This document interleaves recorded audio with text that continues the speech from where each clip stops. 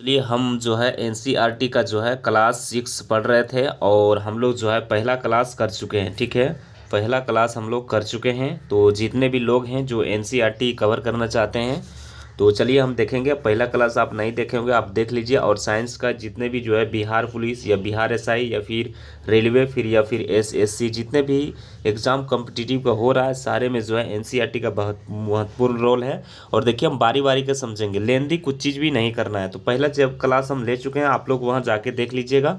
आज हम लोग दूसरी क्लास में हैं और इसमें आज हम लोग समझेंगे कि विटामिन्स विटामिन्स में जो है, आप सबसे पहले विटामिन से पहले हम लोग समझ लेते हैं प्रोटीन।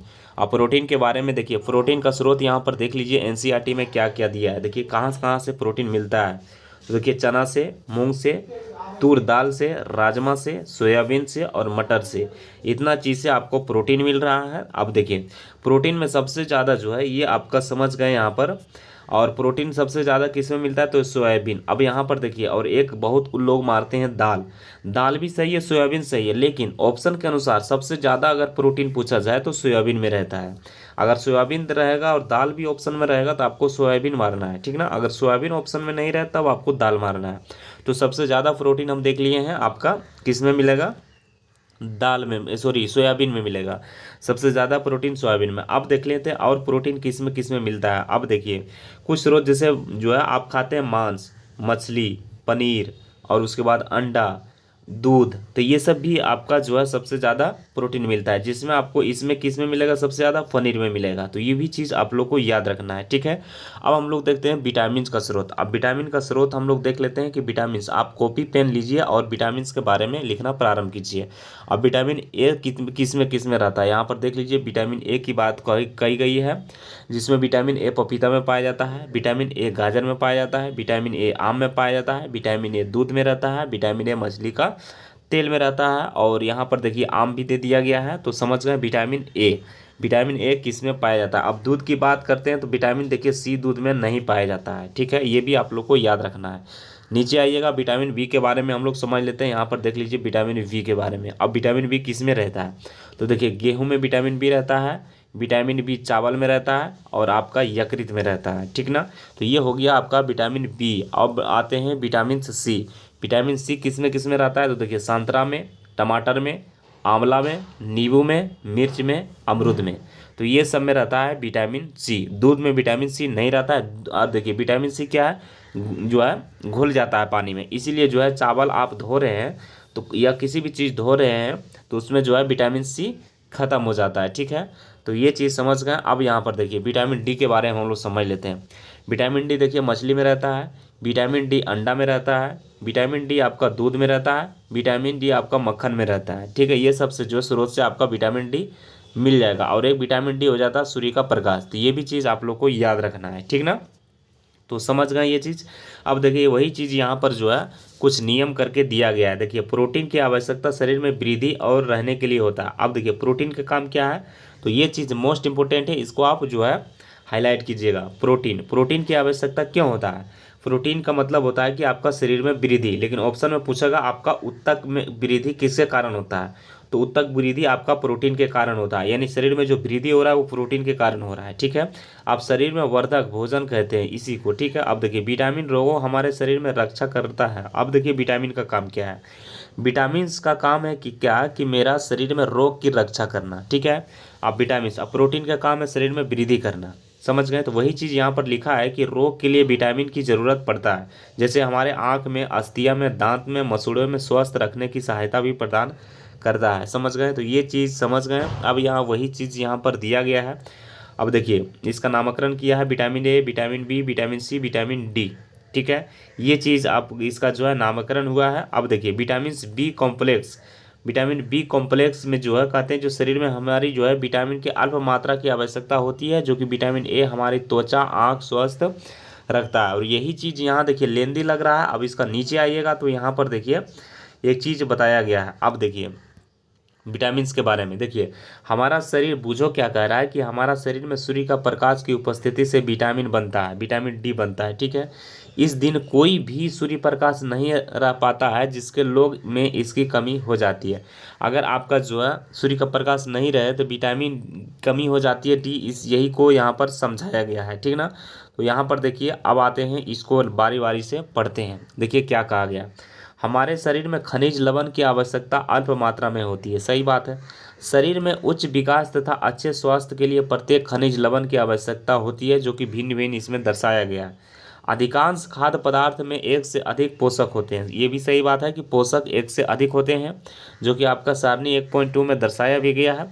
समय इस बात का जो है, समय इस बात का है कि आवश्यक देखा होगा कि फिर भी किसी भी कच्ची सामग्री, यहाँ पर लिखा है सामग्री में एक निश्चित पोषक की मात्रा दूसरे पोषक की मात्रा से अधिक हो सकती है। उदाहरण के लिए चावल, कार्बोहाइड्रेट। देखिए चावल में यहाँ लिख दिया है कि पोषक में मात्रा अधिक हो सकता है। जिसमें चावल लेते हैं तो चावल में कार्बोहाइड्रेट की मात्रा सबसे अधिक होती है, दूसरी पोषक से अधिक होती है। सही बात है।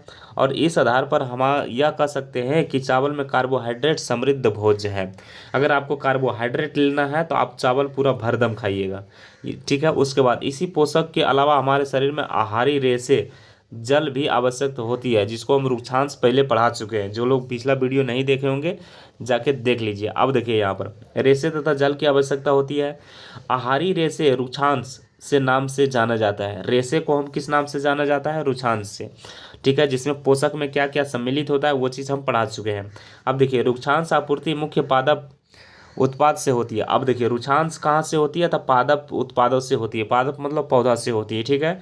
रुक्षांश मुख्य स्रोत जैसे कहाँ कहाँ से होता है उसके बारे में समझेंगे। तो देखिए साबुत से, खदान से, दाल से, आलू से, ताजे फल से, सब्जियां से, ये सबसे जो है हमारे शरीर में रुक्षांश जो है बनता है, ठीक है। तो ये चीज़ हम लोग समझ गए। अब आते हैं नीचे, इसका जो है मेन जो है टॉपिक है उसके बारे में। ये सब चीज़ जो हम पढ़ा चुके हैं ऊपर में, सब सेम चीज़ यही सब दिया गया है। इसके बारे में आप लोग को नहीं देखना। अब पहेली क्या कह रहा है उसको देखना है। जो पहेली कह रहा है इसको आप लोग को हर हाल में देखना है। क्या कह रहा है? देखिए पहेली या भोजन यह जानने चाह रहा है कि उत्सुक है कि क्या जंतु भोजन में भी सभी अवयव होते हैं? क्या उन्हें भी संतुलित भोजन या आवश्यकता होती है? जंतु के बारे में बोल रहा है, तो उसके बारे में हम देख लेते हैं कि संतुलित आहार। अब संतुलित आहार किसको कहता है? तो देखिए संतुलित आहार में जो है क्या क्या शामिल होना चाहिए। देखिए पूरे दिन जो भी कुछ हम खाते हैं उसे आहार कहते हैं, बिल्कुल राइट।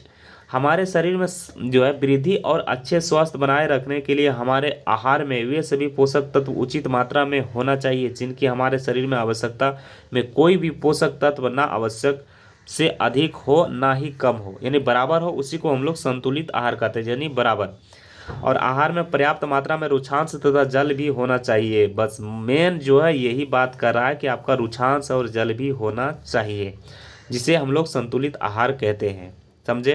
तो संतुलित आहार में क्या क्या शामिल होना चाहिए? तो देखिए रुक्षांश और जल भी उसमें शामिल होना चाहिए। उसके बाद उसमें रहना चाहिए वसा, विटामिन, खनिज, ये सब सारा चीज़ उसमें जो है रहना चाहिए। ये चीज़ समझ गए। अब आते हैं हम लोग नीचे। अब देखिए जो जो हम लोग समझें उसका जो है वीडियो भी हम लोग जो है लास्ट में देखेंगे, ठीक है। तो आप लोग वीडियो को जो है फुल वॉच कीजिएगा। अब नेक्स्ट में क्या लिखा गया है यहाँ पर देख लीजिए। अब पकाने में विटामिन सी क्या होता है? आसानी से क्या होता है? नष्ट हो जाता है। ये चीज़ आप लोग को याद रखना है कि अगर आप खाना बना रहे हैं तो आपका विटामिन कौन नष्ट होता है? तो आपका विटामिन सी नष्ट हो जाता है, ठीक है। ये चीज़ समझ गए। अब यहाँ पर आते हैं। अब आपको मोटापे किससे कमी से होता है? तो कार्बोहाइड्रेट से। वही चीज़ यहाँ पर दर्शाया गया है जो कि एग्जाम में ये पूछा नहीं जाएगा। यहाँ पर देख लीजिए उसका फिगर भी दिया गया है। अब हम लोग देख लेते हैं अभाज्य रोग, ठीक है। देखिए अभाज्य जो है रोग देख लेते हैं। एक व्यक्ति खाने के लिए पर्याप्त भोजन पा रहा है, बिल्कुल सही बात है, लेकिन कभी कभी उसे भोजन में किसी भी जो है विशेष पोषक की कमी हो जाती है। खाना में कुछ चीज़ की कमी हो जाती है। यदि यह कमी लंबी अवधि तक रहती है तो व्यक्ति को क्या होता है? अभाव से क्या हो जाता है? ग्रसित हो जाता है, जिससे वो जो है रोग ग्रसित हो जाता है। अब देखिए उसमें क्या होता है कि त्वचा का अभाव हमारे शरीर में रोग अथवा जो है रोग उत्पन्न करने लगता है, जिसको हम लोग कहते हैं अभाज्य रोग कहते हैं। तो इसका जो है कोई खास है नहीं, ठीक है। आगे हम लोग समझेंगे नीचे। अब इसका नीचे आइएगा तो यहाँ पर यही चीज़ यहाँ पर दिखाया गया है। ये चीज़ आप लोग को याद रखना है। देखिए विटामिन ए क्या रहता है? विटामिन ए की कमी से जो होता है दृष्टिहीनता, जिसको हम लोग कहते हैं रतौंदिया, ठीक है ना। विटामिन B1 से बेरी होता है, विटामिन सी से अस्कर्बी होता है, विटामिन डी से रिकेट्स होता है, विटामिन डी से रिकेट्स होता है, कैल्शियम से अस्थि एवं दंत क्षय हो जाता है, आयोडीन की कमी से घेंगा रोग होता है, लोहा की कमी से रक्तता होता है। तो ये समझ गए, एनसीईआरटी का ये फैक्ट था। अब हम लोग क्या क्या समझें? तो देखिए सबसे पहले संतुलित आहार समझ गए, जिसमें आपका रुक्षांश रुचांश और जल सम्मिलित होना चाहिए कार्बोहाइड्रेट के साथ, ठीक है। बेरी बेरी समझ गए, विटामिन किससे होता है, तो विटामिन B1 से होता है। कार्बोहाइड्रेट के बारे में समझ गए कि कार्बोहाइड्रेट का परीक्षण कैसे किया जाता है, तो आयोडीन से किया जाता है। ऊर्जा कहाँ से मिलता है, आपका संतुलित आहार आप लीजिएगा तो ऊर्जा मिलेगा, ठीक है। अब उसके बाद देखिए सबसे ज़्यादा ऊर्जा किस में मिलता है, तो सबसे ज़्यादा ऊर्जा आपका, आप लोग कमेंट कीजिएगा कि किससे मिलता है सबसे ज़्यादा ऊर्जा। देखिए अब आते हैं वसा। वसा का कैसे परीक्षण किया जाता है, तो वसा का जो है आप एक कागज़ लीजिए, उसको मोड़ के पूरा जो है वसा में डालिए, अगर चिपचिपा आ जाता है तो वसा का परीक्षण हो जाता है। खनिज के बारे में आप लोग समझ गए, पोषक क्या है वो भी समझ गए, प्रोटीन के बारे में समझ गए, रुचांश के बारे में समझ गए, अस्कर्वी किसके कारण होता है, तो आपका विटामिन सी के कारण से।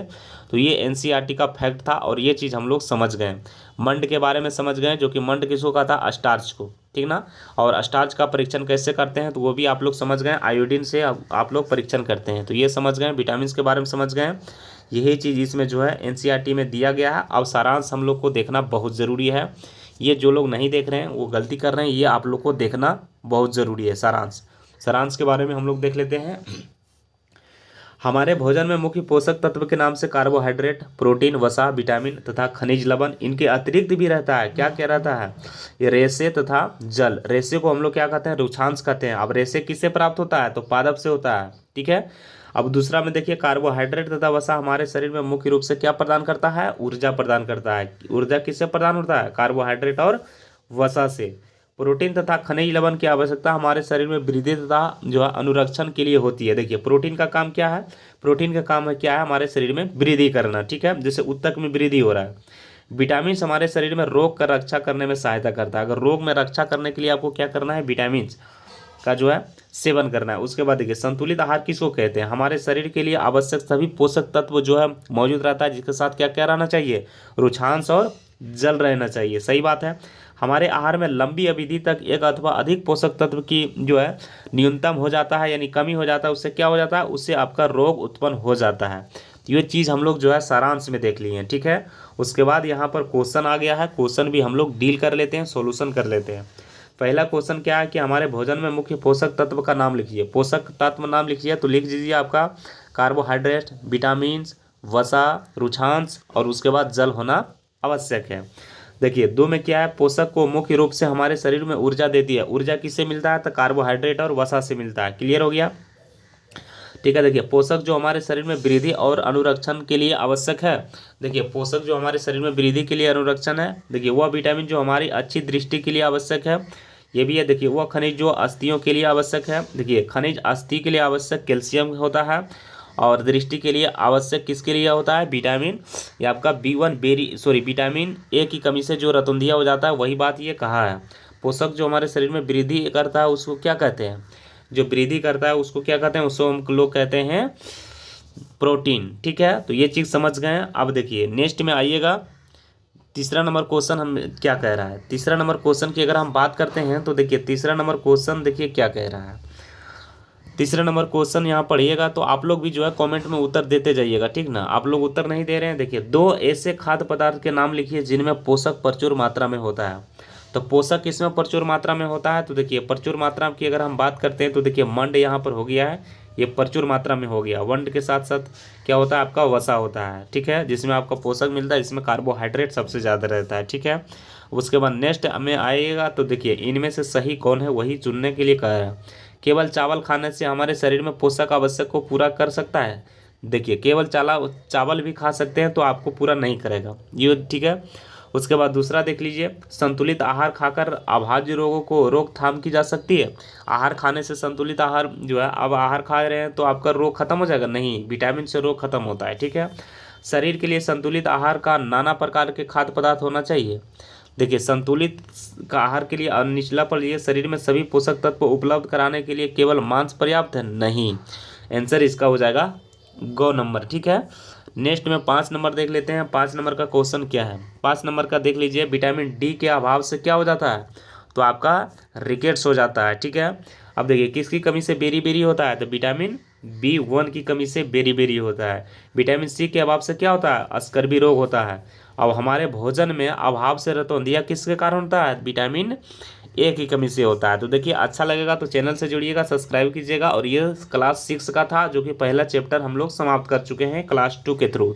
अब फिर नेक्स्ट में आ जाएगा, उसमें आप लोग को जुड़िए और एनसीईआरटी आपको हल्का बना देंगे, ठीक है। अब एनसीईआरटी में हम लोग क्या क्या समझे वही चीज़ हम लोग यहाँ पर थोड़ा देख लेते हैं। पहला एनसीईआरटी में हम लोग ये समझें कि यहाँ पर देखिए पोषक क्या होता है, पोषक में क्या क्या शामिल होता है उसके बारे में हम लोग समझ गए। विटामिन्स क्या होता है उसके बारे में समझ गए। कार्बोहाइड्रेट क्या होता है उसके बारे में समझ गए। वसा क्या होता है उसके बारे में समझ गए। अब देखिए कार्बोहाइड्रेट का परीक्षण कैसे होता है उसके बारे में समझ गए। वसा का परीक्षण कैसे होता है उसके बारे में समझ गए। विटामिन का परीक्षण कैसे होता है उसके बारे में समझ गए। तो सारे चीज़ जितने भी था सारा चीज़ हम समझ गए इस वीडियो में। और फिर आप लोग को अच्छा लगेगा तो जुड़िएगा, सभी को शेयर कीजिएगा। फिर हम लोग मिलेंगे नेक्स्ट वीडियो में, तब तक के लिए सभी को जय हिंद।